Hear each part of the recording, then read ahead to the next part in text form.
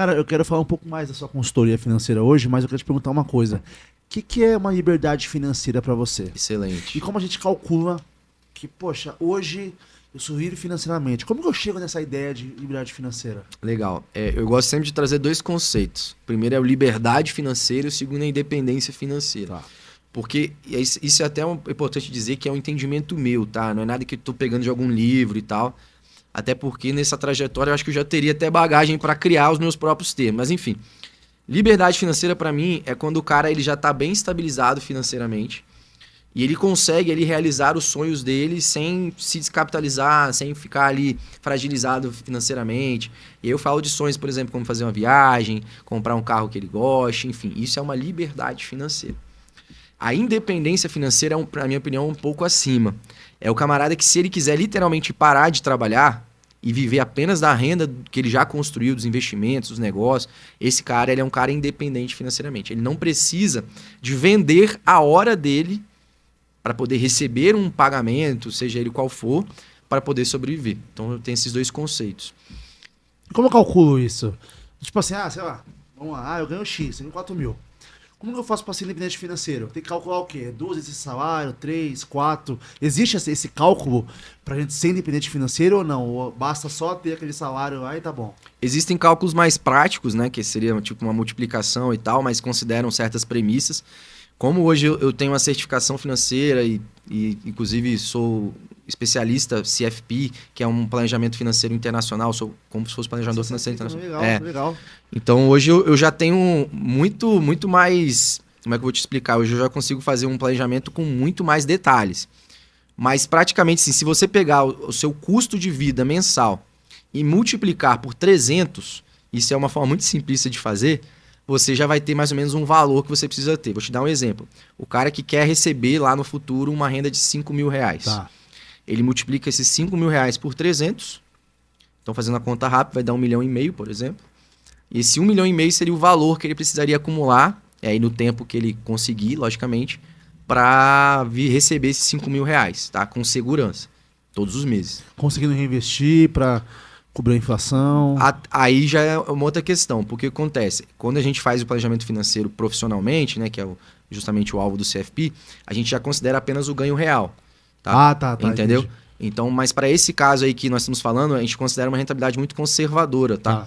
Então, 1,5 milhão para render 5 mil é um valor tranquilo. Bacana. É, tranquilo. Tá. É. E a sua consultoria, como que funciona? É individual? É em grupo? Como é que funciona os seus clientes? É mais empresa? É mais pessoa física? Legal. Hoje a gente pega muito pessoa física, tá? E trabalha geralmente a gestão de patrimônio como um todo, tá? A gente pega, por exemplo, a pessoa tem um patrimônio financeiro, que a gente chama, patrimônio que ela tem investido, mas eu gosto de trazer uma abordagem como um todo. Então, por exemplo, o cara às vezes tem um carro, tem um imóvel, tem outros bens, né? Tem outros tipos de ativo, tem uma previdência, tem tudo. A gente traz isso, a gente faz todo esse mapeamento do que a pessoa tem, né? E aí sim desenvolve aquilo que é o ideal para essa pessoa. Como você deve imaginar, por produzir muito conteúdo sobre independência financeira, liberdade financeira, enfim, viver de renda, hoje muitas pessoas me procuram para essa consultoria com foco justamente em viver de renda. Então a pessoa me procura, às vezes já conseguiu acumular um determinado patrimônio e a intenção dela é investir esse patrimônio da melhor maneira possível para poder usufruir disso com segurança. Porque hoje em dia a gente pode investir o nosso dinheiro, às vezes correndo mais risco do que a gente deveria, ou do que poderia. Faz sentido. Então, antes eu sempre brinco, e brinco não, falo sério mesmo. O mais importante, às vezes, é você proteger o seu patrimônio. Às vezes o cara trabalhou ali, igual pessoas me procuram com 60 anos de idade. O cara trabalhou ali 40, 45, 50 anos para juntar um determinado montante. Imagina se esse cara procura um consultor financeiro, alguém para orientar ele, que essa pessoa que vai orientar ele é um maluco, que coloca o dinheiro dele em um monte de coisa arriscada, sem necessidade. O cara não tem. Ele não tem mais 40, 50 anos para, trabalhar de novo e juntar esse valor. Então, é uma responsabilidade muito grande, primeiramente, de dar a proteção ao patrimônio da pessoa e depois oferecer a rentabilidade, enfim, fazer isso gerar uma renda que consiga sustentá-la ali nos próximos anos de vida dele.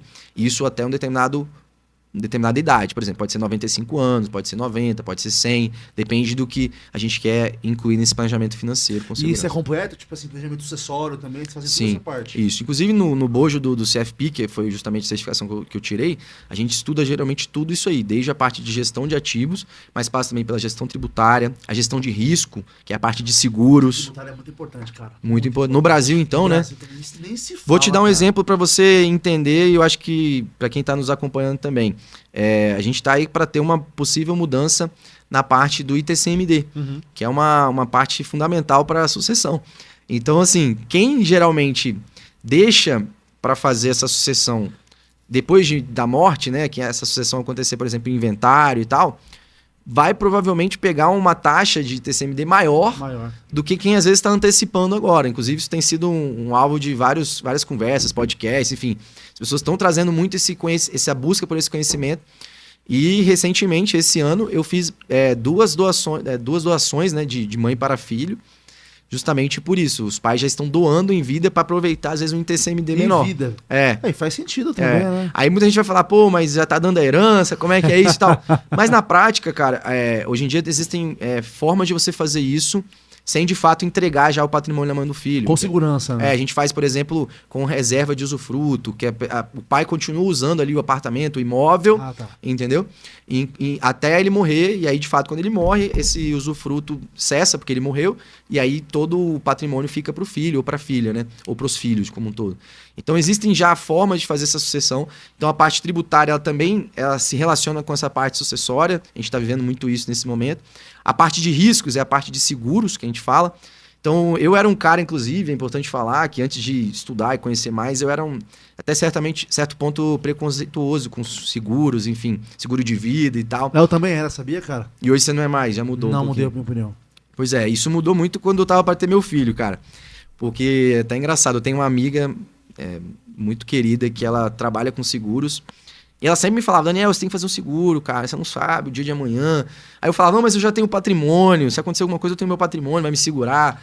Mas você vai ter que... Aí ela me explicava, mas você vai ter que dilapidar o seu patrimônio se você fizer isso. Então, pô, se prepara. Aí quando o meu filho tava para nascer, ela novamente bateu nessa tecla. Ela falou assim, já parou para pensar se acontece alguma coisa com você, como é que vai ficar o seu filho e tal... Aí, poxa, isso me caiu já a ficha, eu já fiz um seguro. Aí você viu já o quão é importante ter seguro, Exatamente. Né, cara? E depois até fiz um outro seguro também, que é um seguro de doenças graves. Então, assim, cara, a gente nunca sabe. Pode ser que hoje a gente tá bem, amanhã a gente descobre alguma coisa. E aí? Mas eu tenho meu patrimônio mais uma vez pra, tipo, gastar. Mas uma coisa é você ter o seu patrimônio e você saber assim, cara, eu vou torrar todo o meu patrimônio pra sobreviver. Talvez sobreviver, né, com essa doença. E aí, doenças graves, entra várias doenças, tipo câncer, enfim, outras mais graves até. E nesse seguro, à medida que você descobre, você recebe o diagnóstico da doença, imediatamente cai um determinado valor. E quando eu falo um valor, eu tô falando um super valor, 300, 400, 500, 1.000, 1 milhão, depende da pólice que você fizer. E esse seguro de doenças graves, cara, pra mim, depois de um tempo faz muito sentido. Geralmente quando a gente passa por algumas experiências, a gente acaba se colocando um pouco mais no lugar do outro, né? Um primo meu, infelizmente, ele descobriu uma doença com 42, 43 anos. E, cara, ele teve que meio que pedir ajuda pros familiares, pros amigos, para poder custear o tratamento dele. E eu falei, cara, por mais que eu tivesse dinheiro em conta, eu não quero ter que passar por isso de jeito nenhum. Então, vou fazer um seguro também. Então, essa parte de gestão de risco também está inclusa. Toda a parte de gestão patrimonial e, principalmente, gestão da vida financeira da pessoa estão inclusos numa consultoria. Cara, e é interessante isso, né? Porque a gente nunca acha que vai acontecer com a gente. Nunca acha, até o dia que acontece. Infelizmente. E isso são coisas que acontecem na vida. É da vida. A pessoa ter câncer, ter uma doença, isso tá todo mundo sujeito a ter inclusive, câncer. Inclusive tá aumentando muito, né, as incidências. Muito, infelizmente, cara. Dizem, mesmo. Inclusive, que tem a ver aí com vacina, pandemia. COVID, eu não sei, não tenho nenhuma opinião formada sobre isso. Se fosse Covid, cobria, será Não, Covid, ele não, na época, ele não foi coberto pela maioria. Tiveram algumas seguradoras que se colocaram favorável a cobrir morte por Covid, enfim, coisas desse tipo. Mas a maioria eu acho que não cobriu.